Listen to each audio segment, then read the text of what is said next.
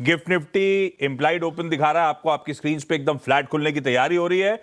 US के market में Friday को प्रेशर था, पर जब हम सेशन की समाप्ति कर रहे थे उस समय यूएस के फ्यूचर्स 1 से 1.25% दबाव में थे और एक्चुअल सेशन में उतनी कमजोरी नहीं थी, 1/3 से 1% दबाव में थे।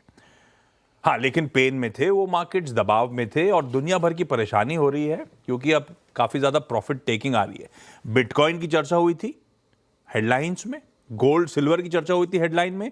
ये प्रॉफिट टेकिंग बहुत सीरियस होती चली जा रही है और उसका इंपैक्ट सेंटिमेंट्स के तौर पे इक्विटीज में भी देखने को मिल रहा है। और गोल्ड सिल्वर तो भाई साहब 30-31% इंट्राडे में फ्राइडे को फॉल था। चांदी में अब वो ट्रिगर बनने के लिए कह सकते हो आप कि वो ट्रम्प साहब ने अगले फेड चेयर का नाम सामने रख दिया है, केविन वॉर्श साहब, जो कि ऑलरेडी फेड में पहले बोर्ड ऑफ गवर्नर्स का पार्ट रह चुके हैं 2006 के आसपास, 2006 से 2011 के बीच में। उनके आने से सबको ऐसा लगा होगा कि यार दरों में कटौती और एग्रेसिव हो रही होगी, तो एक बहाना बना और उस बहाने के बीच में लोग डर गए। जिस तरह के करेक्शंस आ रहे थे तो प्रॉफिट टेकिंग और सीरियस होती चली गई, तो अनवाइंडिंग होती चली गई, तो उसने मूड बिगाड़ दिया होगा थोड़ा बहुत।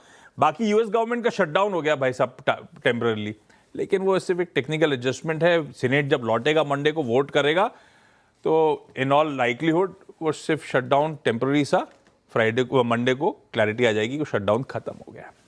ग्लोब की कहानी ये है, ज्यादा इंपॉर्टेंट कमोडिटी, ज्यादा इंपॉर्टेंट उनमें प्रॉफिट टेकिंग का जो मूड।